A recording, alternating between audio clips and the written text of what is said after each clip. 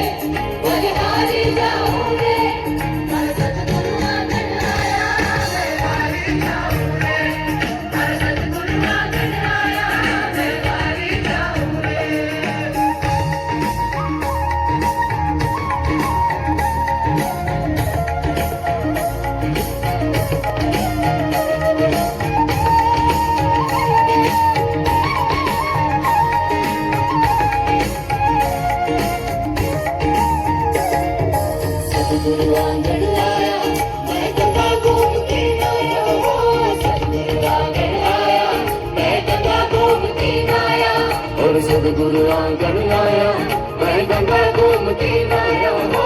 सदगुरु आंगन आया, मैं गंगा गोमती नाया।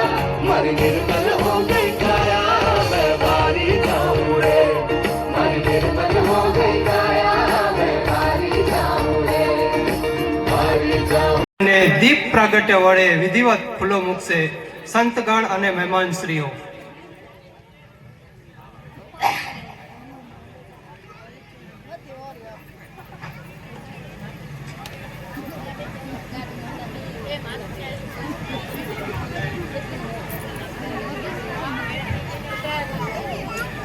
वक्रतुंड महाकाय सूर्यकोटि समप्रभा निर्विघ्नं कुरु मे देव सर्वकार्येषु सर्वदा। આપણા ભવ્ય હિન્દુ સંમેલનને દીપ પ્રાગટ્ય વડે સંતગણ અને મહેમાનશ્રીઓ ખુલ્લું મૂકી રહ્યા છે। આપણે એમનું જય જય શ્રી રામના ઘોષ સાથે અભિવાદન કરશું। જય જય શ્રી રામ, શ્રી રામ, જય જય શ્રી રામ।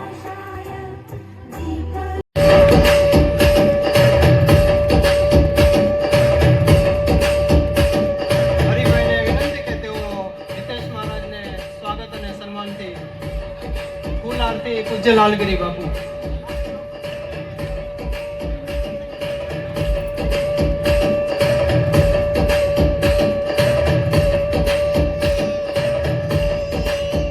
हरिभाई ने विनंती के तेओ अपना हितेश महाराज, पूज्य हितेश महाराज भागवत कथाकार एमनु फूलहार अने सालथी स्वागत करशे।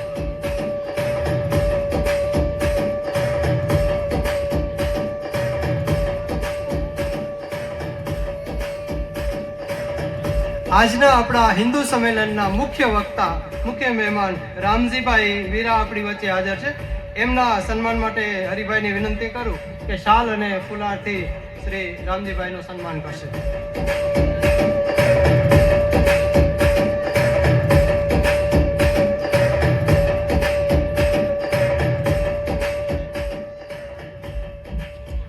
આજના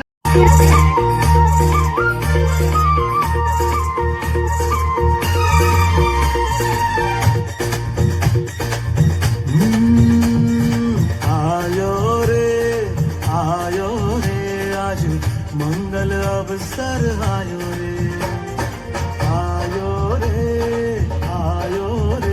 आज मंगल अवसर आयो रे उमंगना पूर्व उमटिया। આપણા સંપૂર્ણ ભારતમાં 70,000 સ્થાનો પર થશે, એમાં કચ્છમાં આપણે 229 જગ્યાએ છે, એનામાંનું આપણું રાયધણ પરમંડળનું આ એક હિન્દુ સંમેલન જે આજે આપણે મળ્યા છીએ સમય બપોરે 3 થી 5:30 વાગ્યા સુધી.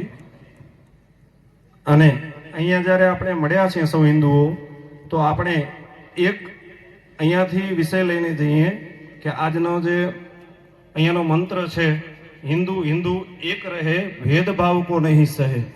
બસ અસ્તુ આટલું કહી અને મારી વાણીને વિરામ આપીશ. આગળનું રમેશભાઈ. हमने कहा है तो तुम भी कहो।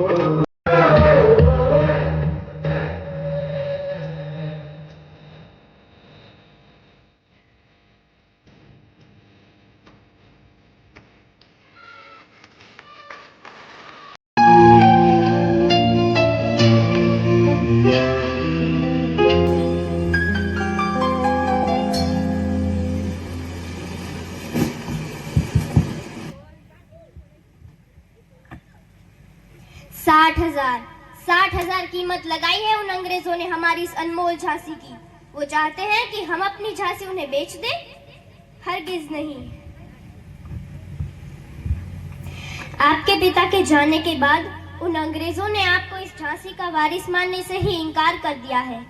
वो चाहते हैं कि हम अपनी झांसी उन्हें सौंप दें, मगर यदि हम अपनी मातृभूमि उन्हें सौंप देते हैं तो हमारा इस धरती से नाता हमेशा हमेशा के लिए टूट जाएगा। और यदि हम युद्ध के मैदान में जाते हैं तो फिर आपकी रक्षा कौन करेगा? हम नहीं जानते कि क्या सही है और क्या गलत। माँ का कर्तव्य या हक की लड़ाई, किसे चुने हम, ममता को या जिम्मेदारी को? हे प्रभु, ये कैसी दुविधा है।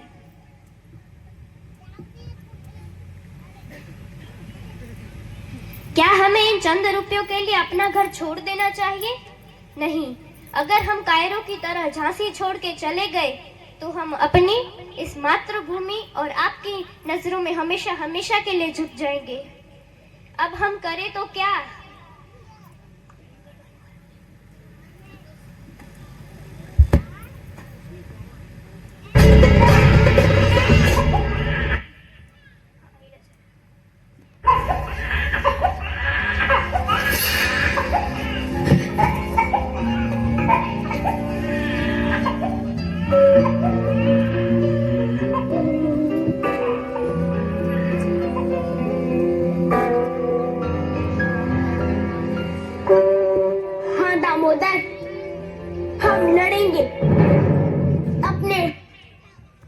दामोदर, हाँ, हम लड़ेंगे अपनी हक की लड़ाई, हम जरूर लड़ेंगे और आपकी रक्षा भी करेंगे। अपनी जान की बाजी लगा देंगे, लेकिन आप पर आंच नहीं आने देंगे। ये वादा है हमारा आपसे भी और इस झांसी से भी।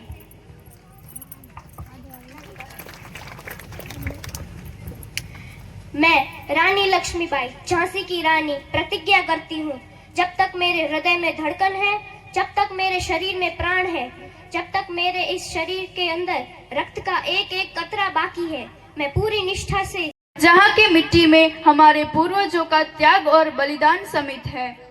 आज हम शांत आज बापू पासे रही जरा जिगर हमारी भरेली रही जरा समझा ना। चल सरस।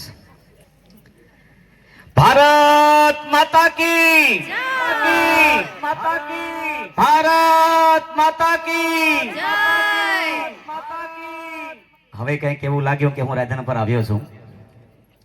આ મંચસ્થ અમારા પૂજ્ય સંત ચરણ અરદ્રાણી જાગીરના મહંત પૂજ્ય લાલગીરી બાપુ તેમજ કાર્યક્રમના અધ્યક્ષ અમારા હરિભાઈ ગોપાલ ગાગલ તેમજ મહામંત્રી હરીશભાઈ, અમારા મિત્ર ખાસ હરીશભાઈ કે રશિયા, અને આપણા જે મુખ્ય વક્તા છે, કારણ કે હમણાં ઘણા સંમેલનો, હિન્દુ સંમેલનો થયા, તો અલગ અલગ વક્તાઓ સાથે મળવાનું થયું. એવા જ આપણા મુખ્ય વક્તા રામજીભાઈ રવજીભાઈ વીરા.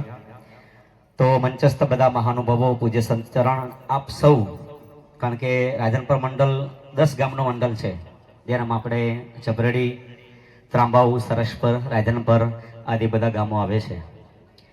તો આમ તો મારો વિષય આશીર્વચનનો છે કે આશીર્વાદ આપું, પણ આશીર્વાદ એટલે ખાલી એમને આશીર્વાદ ન હોવા જોઈએ. આ હિન્દુ સંમેલન શા માટે છે? જેમ હરીશભાઈએ પ્રારંભિક ઉદ્બોધન કર્યું કે ભાઈ હિન્દુ સંમેલનની જરૂર શું પડી? વારે ઘડી હિન્દુઓને એકત્રિત થવાનું કહેવું પડે, હિન્દુ સંમેલન કરવા પડે, હિન્દુઓને જાગૃત કરવા માટેનું કહેવું પડે, શું કારણ? તો સંઘ તરફથી વિચાર આવ્યો. સંઘ એટલે વિચાર, જેને આપણે RSS, રાષ્ટ્રીય સ્વયંસેવક સંઘ તરફથી આપણે જેને ઓળખીએ છીએ, જેને શતાબ્દી વર્ષ એટલે કે પૂરેપૂરા 100 વર્ષ થયા. અને 100 વર્ષ પૂર્ણ થતા સંઘને વિચાર આવ્યો કે આખું જ કામ બધું સંઘના કાર્યકર્તાઓ કરશે તો કદાચ આ કાર્યને પહોંચતા હજી બીજા 100 વર્ષ નીકળી જશે. એટલે સંઘે વિચાર કર્યો કે આ કામ હવે સ્વયંસેવકો નહીં પણ ગામની સમિતિને સોંપવામાં આવે. એટલે એક એક ગામના મંડળો તૈયાર થયા, મંડળની અંદર અધ્યક્ષ બનાવવામાં આવ્યા. હમણાં જ અમારે પદર મંડળનો લાખોની અંદર ખૂબ જ સરસ કાર્યક્રમ હિન્દુ સંમેલનનો રહ્યો, જેનામાં અધ્યક્ષ તરીકે મારે રહેવાનું હતું, અને આશીર્વાદ અમારા એક માતાજી રાપર સાઈડથી આવ્યા હતા. તો સંઘે વિચાર કર્યો કે એવું શું કરીએ કે હવે હિન્દુ પોતાની રીતથી જાગૃત થાય. તો મંડળ વાઇઝ બધાને નક્કી કરવામાં કે હવે એક ગામ જાગૃત થાય, ગામ બીજા બાજુના ગામને જગાડે, એમ કરી કરીને 10 ગામ ભેગા થઈ અને હિન્દુત્વની કંઈક જાગૃતિ આવે. કહેવાનો મતલબ આશીર્વાદ તો હું તમને આપીશ, કારણ બ્રાહ્મણો પાસે, અમારા પાસે આશીર્વાદ હોલસેલમાં હોય, અમે માંગે એટલે આપી જ દઈએ તરત જ. અમને લગભગ રોજ કહેતા મહારાજ પગે લાગીએ એટલે અમે કહીએ આશીર્વાદ. પણ મારો કહેવાનો હેતુ એટલો છે કે આજ ઘણા સમય પછી મને થોડીક વિશેષ આનંદ થાય છે સાહેબ, કે આજે હું અહીંયા આવ્યો ને ત્યારે મારા બધા જૂના મિત્રો મળ્યા. કારણ કે અમે ક્લાસમેટ ભેગા છીએ, સામતભાઈ, અમારો હરી, અમારો મેઘજીભાઈ. મેં પૂછા કરી શામજી ક્યાં છે? કેમ કે હિન્દુત્વની જાગૃતિ માટે ઘણા સમયથી આપણે ભેગા ભણ્યા છીએ સાહેબ. અને આજે જ્યારે મંડળ તરફથી મને નિવેદન આવ્યું કે ભાઈ મહારાજ તમારે આશીર્વચન આપવા માટે આવવાનું છે, એટલે મને થોડોક હૃદયથી ઉમળકો થયો. ચાલો ઘણા વર્ષો જે ગામમાં આપણે રહ્યા છીએ અને એ ગામની અંદર આપણે આશીર્વચન દેવા જવાનું થાય એટલે વળી બધા જૂના મિત્રો પાછા મળશે. અને હું ઘણી વાર અહીંયાથી જ્યારે નીકળું કામ માટે ત્યારે રસ્તા ઉપર જે મારા મિત્રો મળે, અમારા રસિકભાઈ હોય, રાજેશભાઈ હોય, હિંમતભાઈ હોય, જે કોઈ મિત્ર હોય એને બધાને થોડી મુલાકાત લઉં. પણ ખૂબ સરસ આજે રાધનપુર મંડળનું હિન્દુ સંમેલનનું કાર્ય. અને આપ સૌ, કારણ કે મેં તમારી સંખ્યા જોઈ, લાખોમાં થોડું ઊંધું હતું ભાઈ, બહેનોની સંખ્યા ઘણી હતી અને અહીંયા ભાઈઓની વધારે છે ભાઈ સુરેશભાઈ, હે ને? તો તમારી જાગૃતિ તો છે જ. હવે જાગૃતિના થોડાક મુદ્દા, કારણ કે મુખ્ય જે વિષયો છે એ તો આપણા વક્તા લેશે જ, પણ વિષયોમાંથી થોડોક પ્રકાશ મૂકીશ કે તમારે આપણે ઘરે રહી, આપણા ગામમાં રહી અને આપણે એવું શું કરી શકીએ કે આપણું હિન્દુત્વ જાગૃત રહે. ખાલી આશીર્વાદ નહીં, કારણ કે અમે શાસ્ત્ર લઈને નીકળ્યા છીએ તો ભેગા ભેગા શસ્ત્ર એ જોઈએ, કારણ કે ખાલી શાસ્ત્રથી મંત્ર દ્વારા કામ ન થાય, ક્યારેક શસ્ત્ર પણ જોઈએ. તો થોડી એવી વાતો તમારી આગળ મૂકીશ કે તમને શાસ્ત્રની સાથે થોડું શસ્ત્રનું જ્ઞાન પણ રહે. અને શસ્ત્ર એટલે કોઈ એવું નથી કે આપણે હથિયાર લઈને નીકળી જ પડવું છે હમણાં જ આપણે મારવા માટે, એવું નથી. મતલબ આપણી પૂર્વ તૈયારી કે આપણે એવું શું કરી શકીએ કે આપણા ગામની અંદર આપણું હિન્દુત્વ જાગૃત રહે. અને હવે તો સાહેબ હિન્દુ એમ જોરથી બોલે ને કે ગર્વ સે કહો હમ હિન્દુ હોય, તો ઘણા તો જોરથી બોલતાય નથી અને બોલતાય બીક લાગે કે મને આ ઠોક સાંભળી જશે તો. પણ બીજાને બીક નથી લાગતી, કારણ કે તમે તો બધા રવિવાર વાળા તમારી બાજુમાં જ છે. મારા શબ્દોને જરાક પકડજો, કારણ કે હું શબ્દોનો માણસ છું, એટલે મારા શબ્દોને જરાક જાલજો તમે આપણી ભાષામાં, કે રવિવાર વાળા તમારી બાજુમાં જ છે. સમજી ગયા કે ન સમજ્યા? કેટલા જણા સમજ્યા? હાથ ઊંચો કરો ખાલી. હા, જાગૃતિ સારી છે. મીઠા ઝેર વાળા છે સાહેબ, બહુ જ જાગૃત રહેવું પડશે કે બધી જગ્યાએથી આપણા ધર્મ ઉપર પ્રહારો થઈ રહ્યા છે. કોઈ એવી જગ્યા બાકી નથી કે આપણા ધર્મને, તમે ઘણી વાર છાપામાં સવાર છાપું ખોલો પહેલું આવે કે આજે અહીંયા હનુમાનજીની મૂર્તિ ખંડિત કરી નાખી, આજે અહીંયા માતાજીની મૂર્તિ ખંડિત કરી.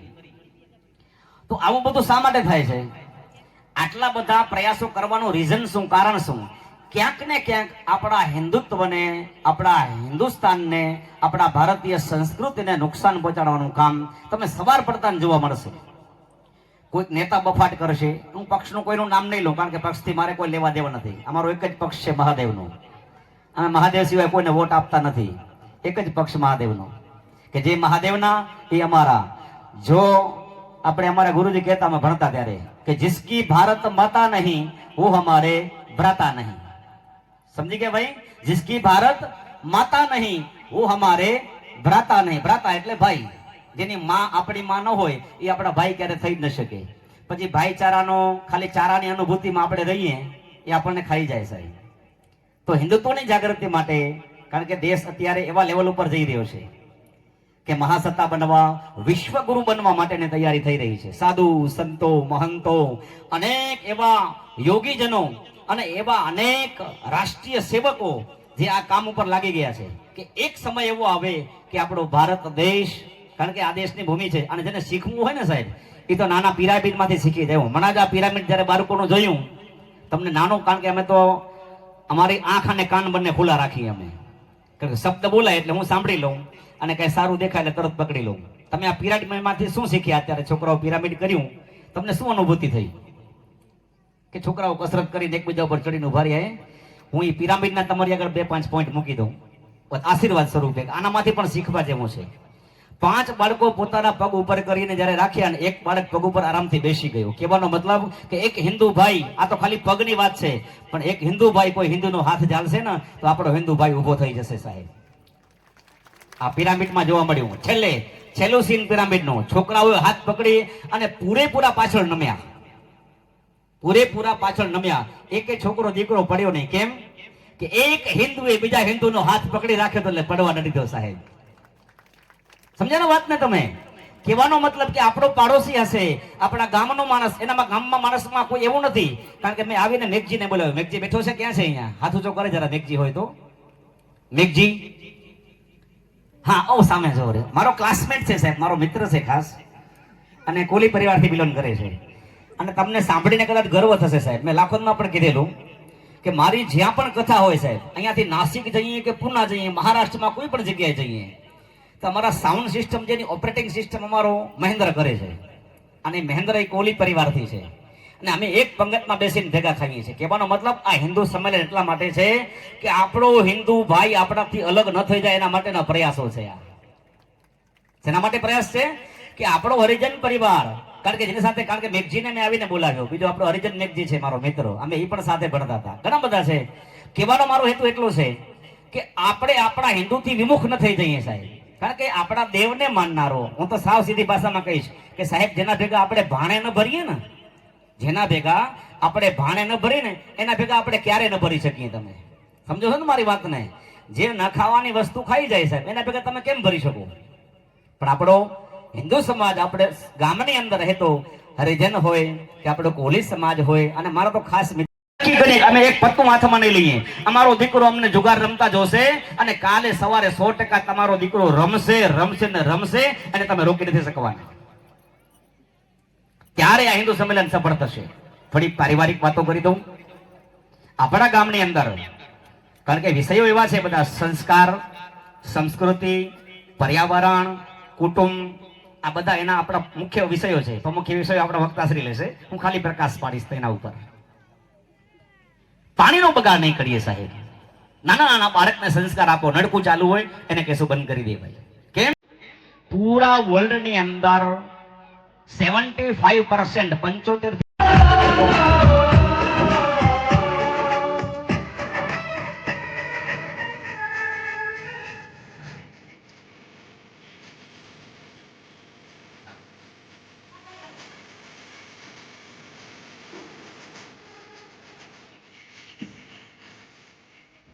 વિષય છે. કોઈ પણ દેશનો સર્વાંગી વિકાસ કરવા માટે તેમજ પુરુષો સમકક્ષ થવા માટે તેમના સન્માન અને અવસર મળે તેવો સ્ત્રી સશક્તિકરણનો અર્થ માત્ર અધિકાર આપવાનો જે સંસ્કારોનું ઉછેર કરવાનું હોય છે તે ક્યાંક પાછળ રહી જાય છે. તે માટે આપણે ખાસ માતાઓ ધ્યાન રાખવું કે બાળકની અંદર જમાવટ નથી. જય જય શ્રી રામ. જય જય શ્રી રામ. આજે રાયધન પર મંડળ દ્વારા આયોજિત સમસ્ત સનાતન હિન્દુ સમાજમાં ઉપસ્થિત પૂજ્ય હિતેશ મહારાજ, મુખ્ય વક્તા રામજીભાઈ, આ કાર્યક્રમના અધ્યક્ષ હરિભાઈ અને આપ સર્વે દરેક ગામમાંથી પધારેલા સર્વે સનાતની હિન્દુ ભાઈઓ, બહેનો, માતાઓ, બાળકો, વડીલો, આપના અંતરાત્મામાં બિરાજમાન પરમ તત્વને મારા પ્રણામ. હિતેશ મહારાજે બહુ સરસ વાત કરી. મારા પ્રવક્તાએ, પૂર્વ પ્રવક્તાઓએ બે દીકરીઓ આવી ગઈ અને જે બોલી એ પણ ખૂબ સરસ વાત કરી ગઈ. નડે છે પણ સુતેલા હોય ને એનું તમે પાટું મારીને જગાડે, જાગે ભાઈ શું સૂતો છો? પણ આ જાગેલા બેઠા બધા એને કેમ જગાડવા? મૂળ મુદ્દા ઉપર આવું કે જે આપણા 5 પરિવર્તનો છે એમાં મેન પોઈન્ટ છે ને એ જ હું તમને કહીશ કે હવેના પછી હિન્દુ સમાજને શેની જરૂરિયાત છે અને અત્યારના પ્રવર્તમાન સમયમાં આપણે હવે શું કરવું જોઈએ. ભાઈ, હિન્દુ ધર્મ છે, સનાતન છે, એ આજથી આદિ અનાદિથી છે. એ ખતરામાં પહેલાય નહોતો, આજે નથી અને ભવિષ્યમાં નહીં હોય. સાચી વાત છે, એકદમ સાચી વાત. અમે નીકળ્યા છીએ તમારી આવનારી પેઢીને કંઈક આપવા માટે અને એ માટે તમને જગાડવાના છે.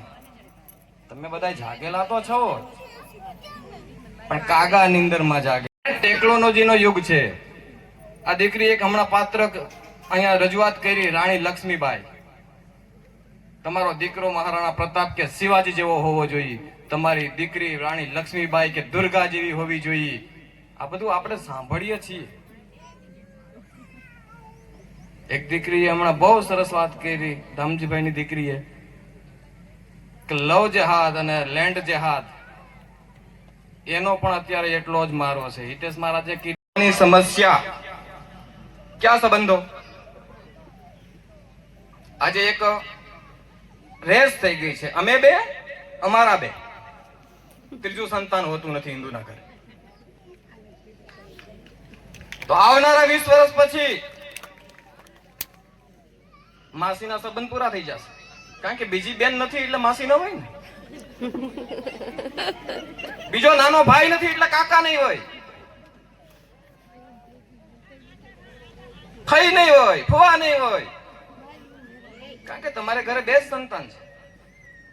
પહેલા આપણું ધર્મ એમ કહે છે કે એક સંતાન તમારું દેશની રક્ષા માટે હોય, એક સંતાન તમારું રાષ્ટ્રની રક્ષા માટે હોય, એક ધર્મની રક્ષા માટે હોય અને એક તમારી પેઢીની રક્ષા માટે હોય. અને હિન્દુ સમજીને અહીંયા 2 કલાકથી બેઠા છે એ બધે જ મારી માતાઓ, બહેનો, વડીલો, યુવાન કાર્યકર્તા મિત્રો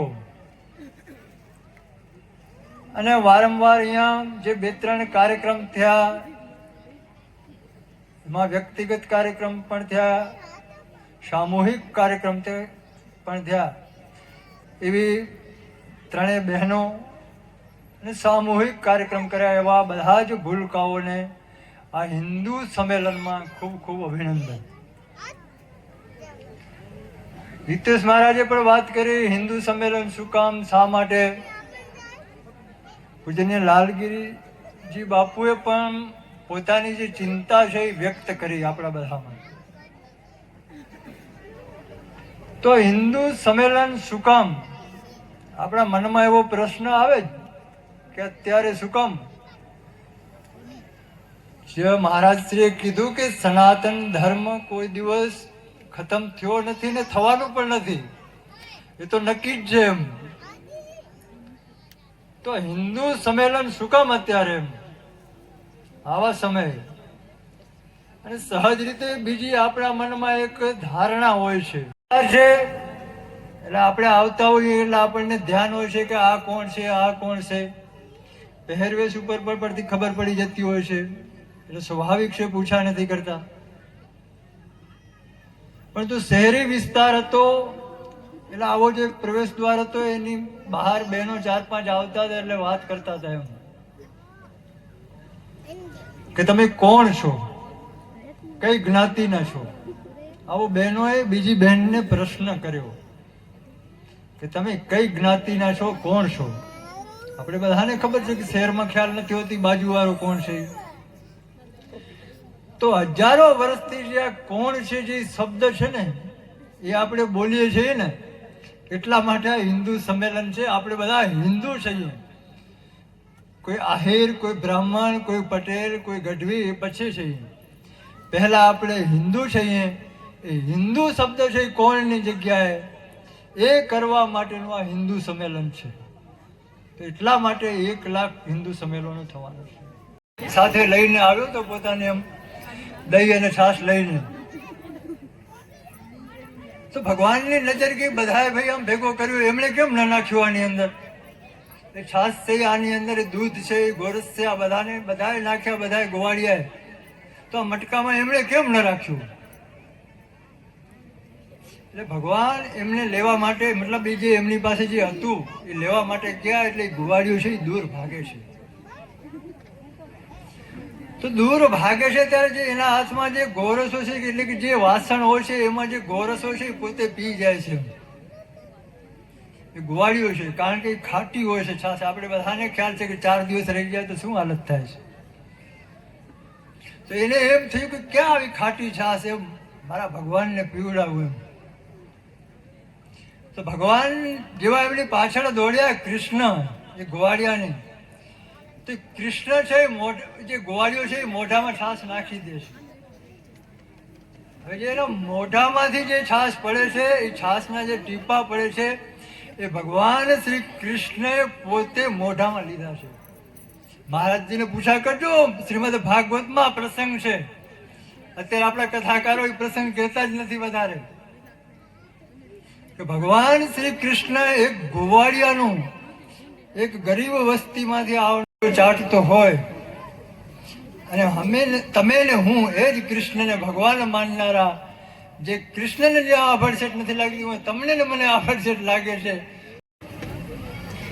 તો પહેલું કારણ એ હોય તો સમાજમાંથી છૂઆછૂત છે આપણે દૂર કરવી પડે. આ રાષ્ટ્રને, આ હિન્દુ સમાજને મજબૂત કરવું હોય તો आरती भारत माता की, जगत की भाग्य विधाता की.